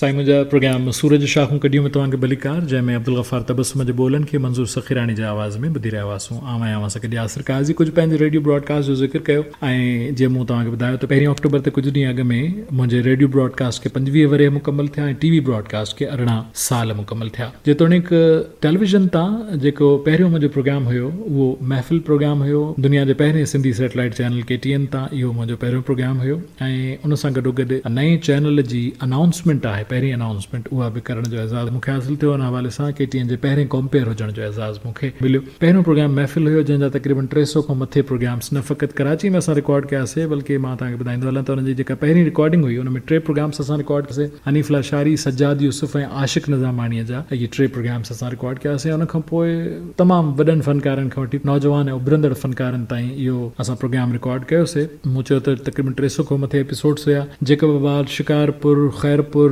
लाड़काणे, हैदराबाद समेत मुख़्तलिफ़ शहरनि में असां रिकॉर्डिंग्स कयोसीं। पूरी राति असां रिकॉर्डिंग्स कंदा हुआसीं, 13 14 एपिसोड्स रिकॉर्ड कंदा हुआसीं। मुंहिंजो ॿियो मक़बूल प्रोग्राम रहियो फ़न तारा प्रोग्राम में अज़ीम असां जेके कॉन्ट्रीब्यूटर्स आहिनि फ़न जा उन्हनि सां इंटरव्यूज़ कंदा हुआसीं। उन्हनि में कहिड़ियुनि अज़ीम शख़्सियतुनि जा इंटरव्यूज़ न थिया। मुस्तफ़ा कुरैशी साहब, शफ़ी मोहम्मद शाह साहब, AR बलोच साहब मरहूम अल्लाह से जन्नत नसीब करे, अनवर सोलंकी साहब मरहूम अल्लाह से जन्नत नसीब करे, मुश्ताक जिस्कानी साहब मरहूम अल्लाह से जन्नत नसीब करे, अमानत बुग़ल, असांजो प्यारो तामिर हुसैन, सजाद यूसुफ, अब्दुल कादिर जुनेजो साहब अल्लाह से उन्हनि खे जन्नतुल फिरदौस में जॻह अता फ़रमाए। अलाए कहिड़ियूं शख़्सियतूं ऐं रोशन अता साहब मरहूम अल्लाह से उनखे जन्नत नसीब करे। लतीफ़ मुन्नो साहब असां कुझु ॾींहं अॻु में विछड़ी वियो, उन्हनि जो इंटरव्यू। कैसर नक़वी साहिब, इन्हनि जा पूरा प्रोफाइल्स कलाक जा प्रोफाइल्स असां हिननि जा कयासीं। इहो फ़न तारा प्रोग्राम हुयो। मां बयां थो त 50 खां मथे प्रोग्राम्स हिन जा थिया। नगर में गीत पहिरियों मुंहिंजी डायरेक्शन में आयल प्रोग्राम हुयो, जंहिंमें मुख़्तलिफ़ शहरनि जा सिटी ट्रेवल ब्लॉग्स हूंदा हुया जिन खे असां कवर कंदा हुआसीं। ठट्टो, लाड़काणो, नवाबशाह, सकरंड,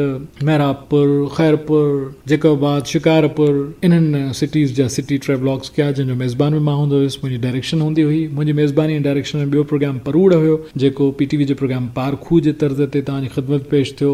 70 खां मथे प्रोग्राम्स हुन जा बि नशर थिया। प्रोफेसर कलंदर शाह लकियारी साहब ऐं डॉक्टर नवाज़ अली शौक़ साहब माहिर जी हिसे सां शरीक थींदा हुआ। अल्लाह से ॿिन्ही खे हयाती ॾे। कुझु प्रोग्रामनि में मक़सूद गुल साहब बि कलंदर शाह लकियारी साहब जन सां गॾु माहिर जी हिसे सां शरीक थिया। सिंध जूं कहिड़ियूं इल्म अदब सां वाबस्ता शख़्सियतूं हुन में शरीक न थियूं। 70 खां मथे एपिसोड्स हुन जा बि यादगार एपिसोड्स आहिनि। हिकिड़ो एपिसोड ॾिसण जहिड़ो एपिसोड आहे। हुन खां अलावा इट्स आर शो तव्हां पसंदि कयो, लाइव शो हूंदो हुयो। हर अरबा ते हुनजो म्यूज़िक स्पेशल ऐं हर जुमे ते हुनजो लिटरेचर स्पेशल पेश थींदो हुयो। इहो प्रोग्राम बि 2010, 2011, 2012 खां 2013 ताईं तव्हांजी ख़िदमत पेश थींदो रहियो।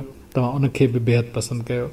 कैशिश टेलीविज़न जी ओपनिंग मूं कई। उन खां पोइ उतां ॻाए बांवरा ॻाए, सुर ऐं संसार, गीत ऐं गुफ़्तार, मुख़्तलिफ़ प्रोग्राम्स नशर थिया। उहे कंदा रहियासीं। यादि बि कोन्हनि, यानी KTN ऐं कैशिश जा लाइव शोज़ इन खां धार आहिनि। जेके शहर में वञी मेगा म्यूज़िकल शोज़ कंदा हुआसीं उहे इन खां धार आहिनि। उनजो कोई लेखो ई कोन्हे। KTN न्यूज़ तां स्पॉटलाइट तव्हां पसंदि कयो। KTN न्यूज़ जी पहिरीं अनाउंसमेंट तव्हांजी ख़िदमत में मूं कई। पाकिस्तान टेलीविज़न सां मुंहिंजी 2004 खां वाबस्तगी रही। मां तव्हांखे ॿुधाईंदो हलां त KTN जो ज़िक्र मूं कयो त KTN जा 2 अवॉर्ड्स मूंखे मिलिया। KTN जे बेस्ट मेल कॉम्पेयर जा 2007 में पहिरियों दफ़ो अवॉर्ड मिलियो ऐं 2012 में ॿियो दफ़ो KTN अवॉर्ड मिलियो। 2 दफ़ा KTN अवॉर्ड सां नवाज़ियो वियो ऐं PTV ते 2004 खां वठी बाज़ाब्ता कॉम्पेयर जे हैसियत सां मुंहिंजी वाबस्तगी रही। पहिरियों प्रोग्राम से आए तूं आहीन रहियो। पहिरियों ई प्रोग्राम भिटाई जे हवाले सां। पहिरें प्रोग्राम में मुंहिंजो उस्ताद ऐं सिंधी ॿोली जो नामियारो आलिम अदीब ऐं दानिशवर डॉक्टर नबी बख्श खान बलोच साहब मुंहिंजो महिमान हुयो। मुंहिंजी ख़ुशकिस्मती। उन खां पोइ जेके प्रोग्राम रहिया, लोक रंग वॾो अरसो हलियो, तक़रीबन 3 साल उहो प्रोग्राम रहियो। सिंध सदिन खां उन जा के 300-400 एपिसोड्स नशर थी चुका ऐं 2007 में मूंखे PTV अवॉर्ड सां बि नवाज़ियो वियो, जेका मुंहिंजी ख़ुशकिस्मती आहे। सो इहो हिकिड़ो पोतामेल आहे। लेखियो अणलेखियो जेको बि कमु कयो आहे तव्हांजे साम्हूं आहे, शल क़बूल पवे।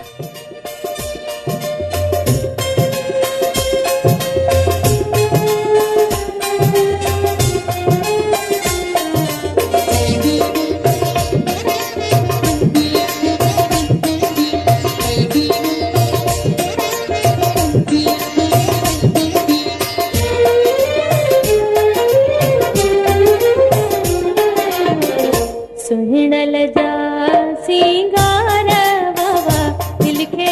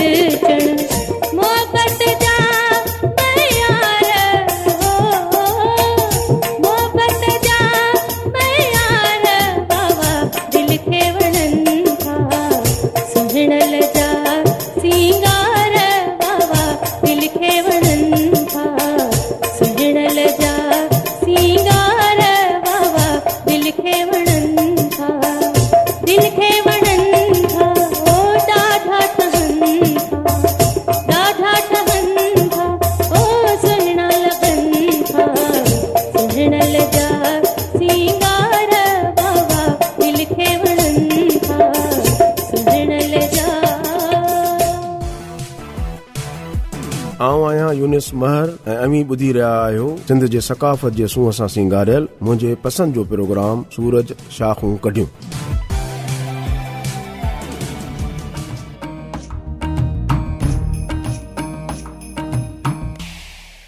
साईं जे प्रोग्राम में असां ट्रिब्यूट पेश कयोसीं मखदूम मोहम्मद ज़मान तालिबुल मौला साहब जन खे उन्हनि जे जनम ॾींहं जे मुनासिबत सां, उन्हनि जे 101 जनम ॾींहं जे मुनासिबत सां, ऐं रूना लैला जे आवाज़ में उन्हनि जो ई लोकगीत शामिल कयोसीं। हूअं त लोकगीत जो शाइर कोन्हे हूंदो, पर ही सहरो तव्हां चई सघो था हिन खे। सोनल जा सिंगार वाह वाह दिलि खे वणनि था।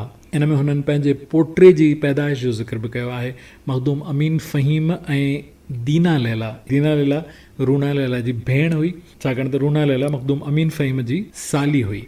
दीना लैला मखदूम मोहम्मद अमीन फ़हीम साहब जी घरवारी हुई, ऐं इन्हनि जो जेको पुटु आहे मखदूम नजीब ज़मान, उन जो ज़िक्र इन सहर में तव्हां ॿुधो। नक नजीब जो सुहिणो सन्हड़ो, पंहिंजे पोटे जे लाइ उन्हनि इहो ज़िक्र कयो आहे। त इहो असां सहरो प्रोग्राम में शामिल करे रहिया हुआसीं। रेडियो ब्रॉडकास्ट जे जीअं अज़ीम शख़्सियतुनि जो मूं ज़िक्र कयो, उन्हनि में हिकिड़ो नालो शायदि रहिजी वियो, सिकंदर बलोच साहब अला साईं उनखे जन्नतुल फिरदौस में जॻह था फरमाए। फ़ख्र बलोच साहब, इनायत बलोच साहब, इहे गाइड्स रहिया असांजा ब्रॉडकास्टिंग जी दुनिया में, टेलीविज़न ब्रॉडकास्ट जी दुनिया में। जिन चीचे पकड़े हलणु सेखारियो, जिन खां असां इस्लाह वरितीसीं, जिन असांजे तलफ़ुज़ जी, जिन असांजी प्रेज़ेंटेशन जे स्टाइल जी करेक्शन कई। शफ़ी मोहन शाह साहब अलाह से जन्नत नसीब करेसि, रशीद साबिर साहब अलाह से जन्नत नसीब करेसि। रशीद साबिर साहब जो इंटरव्यू असां फ़नतारा में कयोसीं, सवेल मां शायदि नालो मुंहिंजे ज़हन तां लही वियो। अनवर सोलंकी साहब जेको तसीह कंदो, बाक़ाइदा ॿुधाईंदो त कहिड़ो शेर कीअं था कजे, कहिड़ी ॻाल्हि कीअं कजे, कहिड़ी शइ जी डिलीवरी कीअं कजे। मुस्तफ़ा कुरैशी साहब इहे मेंटोर्स हुया ऐं प्रोड्यूसर्स जी हैसियत सां जिन सेखारियो। मक़बूल शुजरा साहब जिन रिकमेंड कयो मूंखे PTV जे लाइ मोहम्मद बख्श समीर साहब खे, मोहम्मद बख्श समीर साहब अलाह साईं जन्नतुल फिरदौस में जॻह था फरमाए, उहे मुंहिंजा प्रोड्यूसर रहिया। फैज़ बुगियो साहब, मंज़ूर मक्सी साहब, अलाह साईं उन्हनि सभिनी खे जन्नतुल फिरदौस में जॻह था फरमाए। ऐं जेके ज़ीरा आहिनि, हयात आहिनि, अलाह साईं उन्हनि खे हयाती ॾे। मंज़ूर कुरैशी साहब, कुर्बान चन्ना साहब जेके असांजे प्रोड्यूसर्स रहिया, असांजे दोस्त ग़ुलाम मुस्तफ़ा सोलंकी, अमजद शाह जिन सां असां वॾियूं ट्रांसमिशन्स कयूंसीं।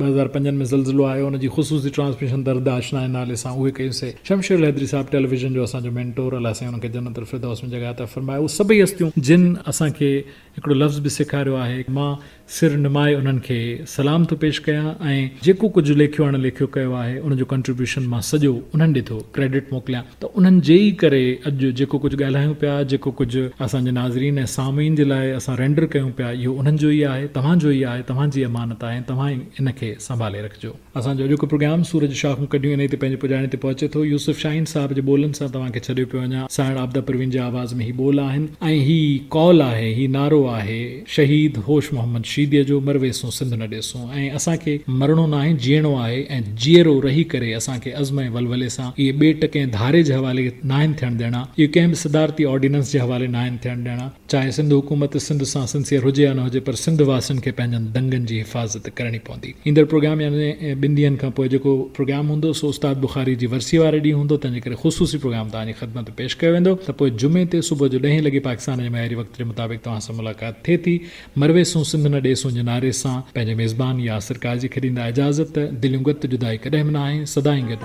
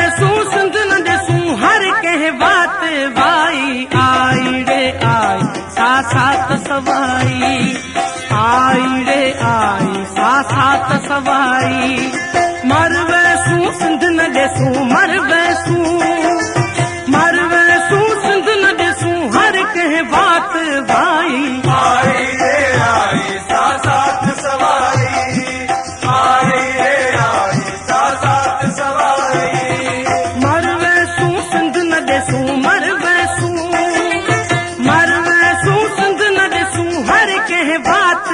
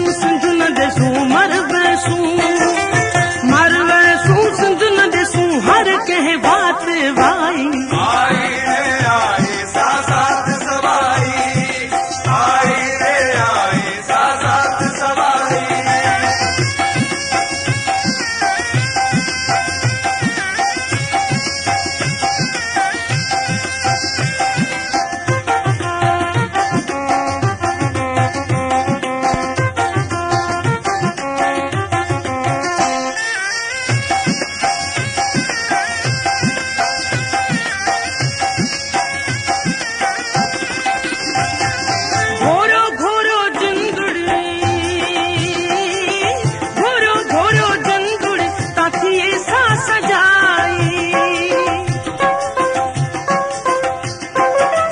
घोरो घोरो जिंदड़ी घोरो घोरो जिंदड़ी ताकिए सा सजाई मर वैसू सिंध न देसू मर वैसू सिंध न देसू हर कह बात भाई आई रे आई साथ सवाई आई रे आई साथ सवाई मर वैसू सिंध न देसू मर वैसू सिंध न देसू हर कह बात भाई आई रे आई साथ सवाई आई रे आई साथ सवाई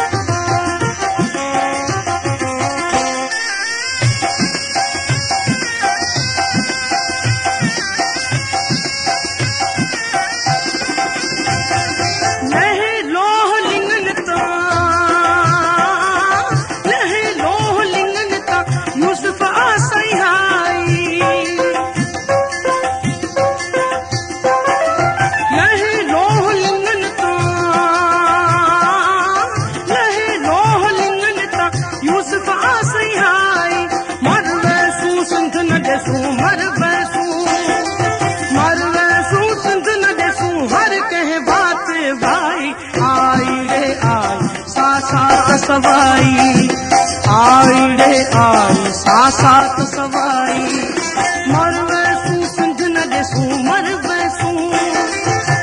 वैसू सिंध न देसू हर कह बात भाई आई रे आई साथ सवाई आई रे आई साथ सवाई मर वैसू सिंध न देसू मर वैसू सिंध न देसू हर कह बात भाई आई रे आई साथ सवाई आई रे आई साथ सवाई आई रे आई साथ सवाई आई रे आई साथ सवाई आई रे आई साथ सवाई आई रे आई साथ सवाई आई रे आई साथ सवाई आई रे आई साथ सवाई आई रे आई साथ Sawai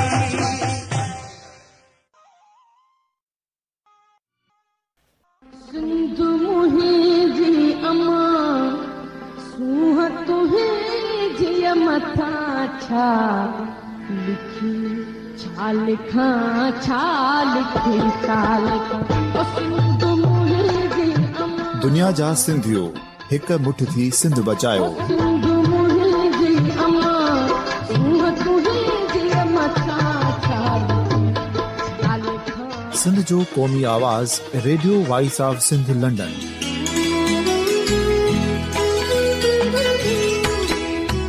radio voice of Sindh London पंहिंजी नशरियात में सिंध जी सियासत, समाज, इक़्तिसादियात, तारीख़, क़ौमी उमंगुनि ऐं इख़्लाक़ियात मुतलिक़ सिंध जी हक़ीक़ी तर्जुमानी कंदे प्रोग्रामनि खे असराइतो बणाइण लाइ सिंध जे घण घुरनि ऐं धरतीअ सां प्यार कंदड़ अदीबनि, दानिशवरनि, सहाफ़ियुनि, उस्तादनि, वकीलनि ऐं हर तबिके जे मानवारनि सजणनि खे सिंध में शऊरी इनकलाब लाइ सहकार जो सॾु ॾियूं था। अचो त गॾिजी सूफ़ियुनि ऐं संतनि वारी सिंध जो ओज हिक मुठ थी वरी वापसि आणण वारे सफ़र जा साथारी बणिजऊं।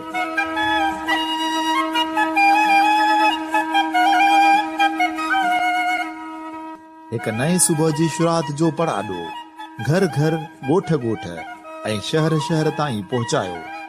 शाल सिंध आबाद ऐं ख़ुशहाल थिए, सिंधी माण्हू सुखियो ऐं सताबो थिए।